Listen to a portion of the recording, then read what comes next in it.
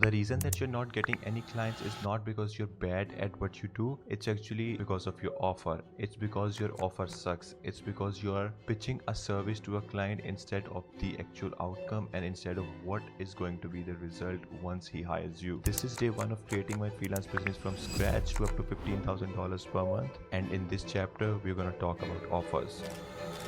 Freelancing is not just about selling your services and pitching yourself to a client as a freelancer. It's way more than that. It's about selling the actual reason why a client should hire you and not someone else. For example, if you're a web designer and you go to a client and you tell that, hey, I do website designs, the client is never going to hire you because there are thousands of other people doing the same thing. What you need to do is create an offer that people feel stupid saying no to, as Alex Hormozy said. And that would be your grand slam offer. And that is exactly what we're going to talk about in today's video. Flowchart where I'm going to talk about everything one by one. So first, let's talk about the problem.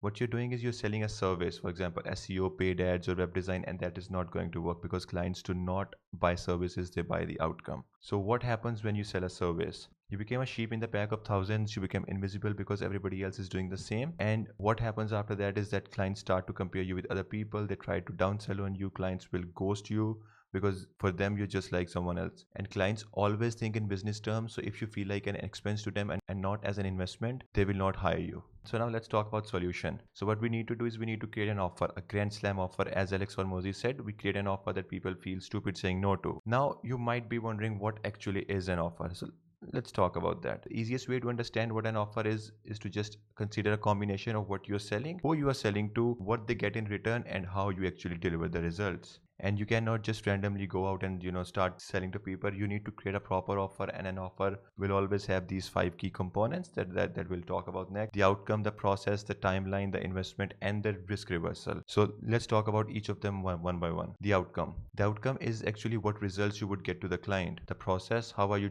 delivering the results and the outcome. For example, if you are talking about website conversions, how you are doing that. Are you talking about improving the UI design, or are you setting some AI automations onto the website that will help them convert more customers? How would that happen? The process. The next one is the timeline. How fast can they see the results if they choose to work with you? For example, if everybody else in the market is delivering a website under 14 days, if you can deliver it in the next 7 days, you got the client. So it will always depend how fast you can bring them the results, and not just pitch them a general timeline that hey, results will come in within the time and stuff like that. The fourth thing is the investment. How much are they spending on this? This will always be a part of your offer, but this is not going to be something that you're going to put on public. This always stays between you and the client. So this is the actual investment that they will be spending on you, on your service, and more than on your service, it's going to be the investment for the outcome that you're going to bring in. Risk reversal. Now that is one of the most important parts. Why a client should work with you? Like, I mean, if I'm your client and you come to me and you pitch everything, you do everything perfectly, you sell me an outcome, you give me a timeline, you give me a complete process,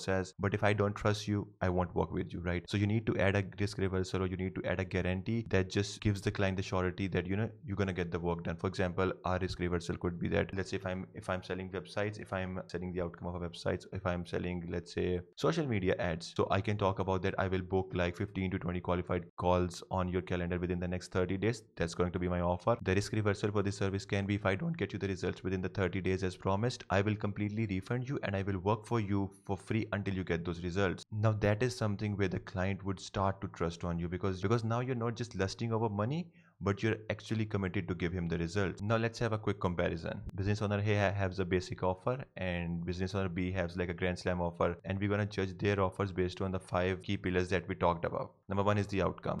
So if you're someone who belongs in this category and you say we manage social media, you suck. That's it. For proof, we have 4 years of experience. That tells nothing to the client. You can have 10s or 15 years of experience, but if you can't prove it to the client, if you can't show results to the client, your experience means nothing. Timeline.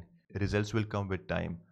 That is one of the worst things that you can say to a client, because you are yourself not sure that when are you going to see the results. So why should a client trust on you? Effort.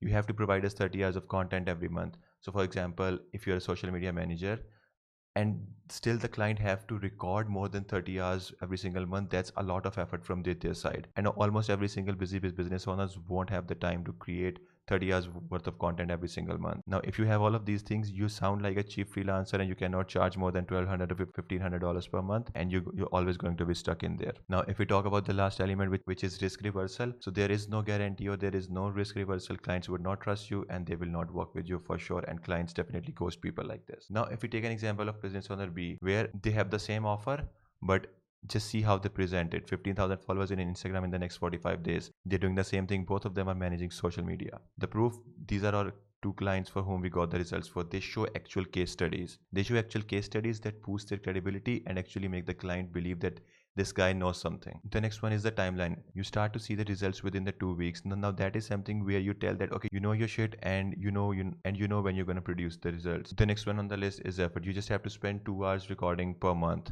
and that is something that you only have to do once. Now compare this with this one. On the one side, client have to produce 30 hours of content every month, and on one side where you're saying that only 2 hours of recording per month, and that also you have to do just for 1 month, just for once. Who is the client going to work with? This person or this person? Which offer would create a more curiosity gap, this one or this one? Obviously this one. And when you do all of these things, you obviously charge premium pricing. You're not just any other freelancing who's just providing services and charging $1,000 to $1,500 per month. You actually charge premium because you're providing premium outcomes. So price $4,500 per month plus $1,500 first time setup cost, and you're good to go. Clients will definitely beg to work with you. Now, the most important part is the risk reversal. Get 15k followers or don't pay. We work for you. We work for you free until you get that. Now, that is something that gives the client a sense of surety, a sense of relaxation that this guy knows his shit, and if he's not able to get me the result, he will work for me for free. Sign a contract with him. Know your shit, because if you actually know your shit and you're telling the client that, okay, we will bring you the results, then you should not be hesitant to put in the risk reversal. The next thing that we're going to talk about is what is a difference between a Grand Slam offer and a basic offer. So a Grand Slam offer is, according to Alex Hormoz, that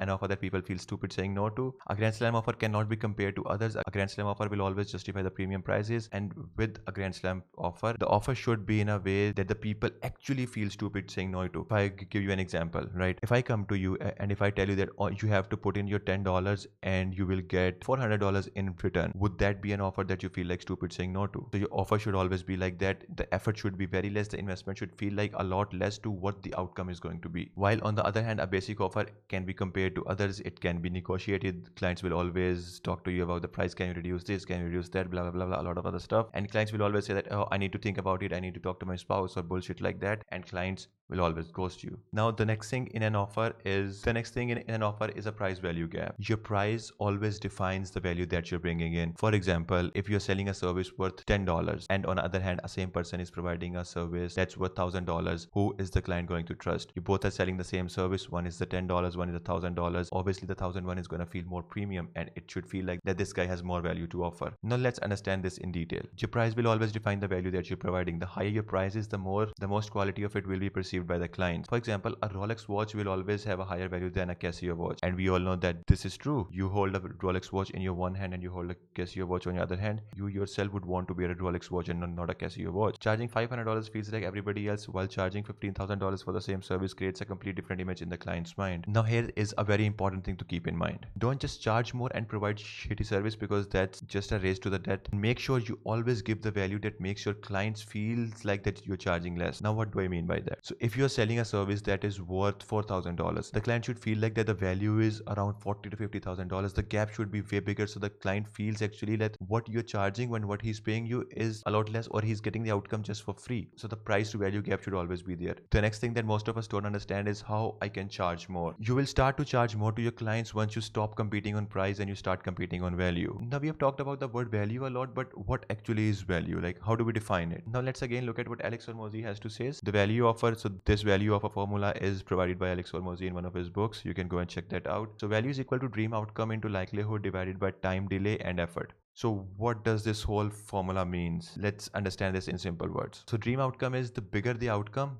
the more valuable your offer is. The next thing, likelihood, the more surety of that thing working increases the value as well.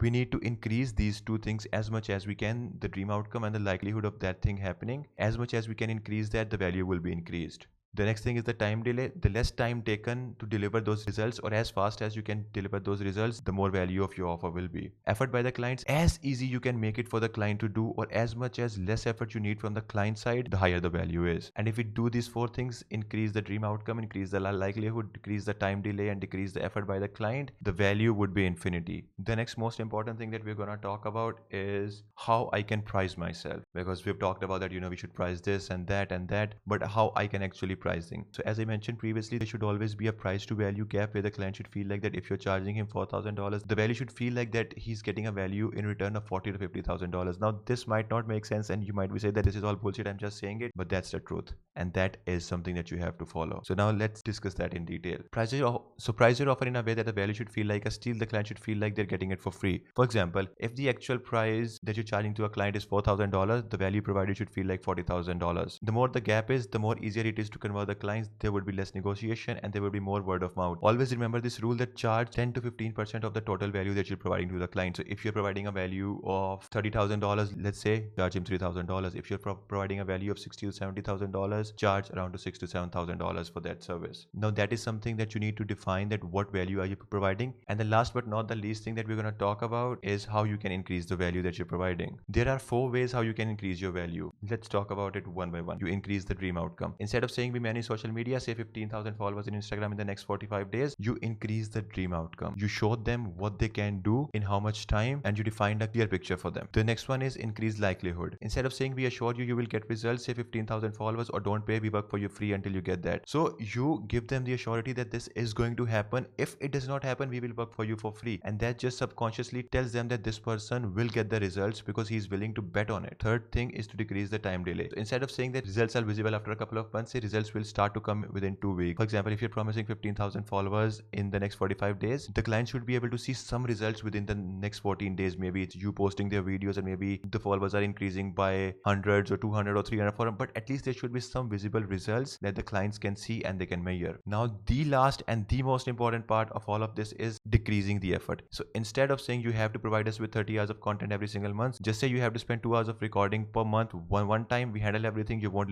need to lift a finger. So as easy as you can make it for the client, as much as less effort you ask from the client to put in to get the work done, your value increases. So just to summarize, you increase the dream outcome, you increase the likelihood, you decrease the time delay, and you decrease the effort, and the value increases by infinity. So yes, this was a complete roadmap of what an offer actually is, how you can create an offer, what an offer actually is. We compared some grand slam offers and a basic general offers. We talked about how you can increase value. Now in the next chapter, we're going to talk about how your offer sucks and how we can improve that one. So stick around, and I'll see you in the chapter 2 of offer module.